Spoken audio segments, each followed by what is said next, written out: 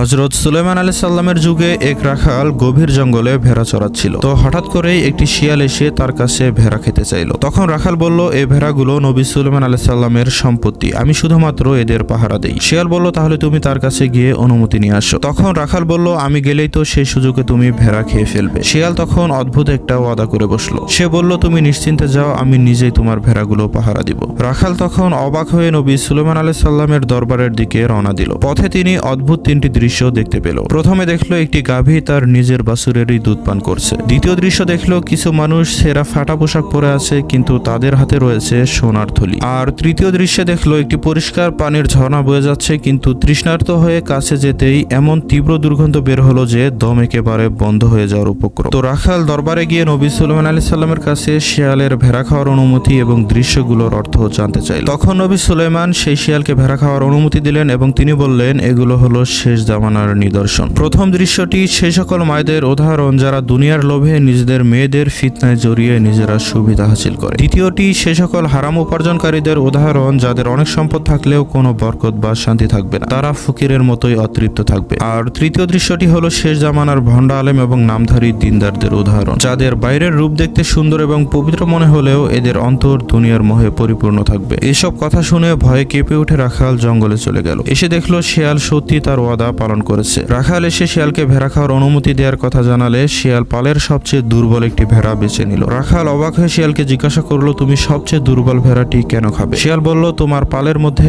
এই ভেড়াটি আল্লাহ তাআলার জিকির থেকে নিজেকে গাফেল রেখেছে, এজন্যই আমি তাকে খেয়ে ফেলবো। তো বন্ধুরা, আল্লাহ তাআলা আমাদের সবাইকে পরিপূর্ণ মুসলিম হওয়ার তৌফিক দিন।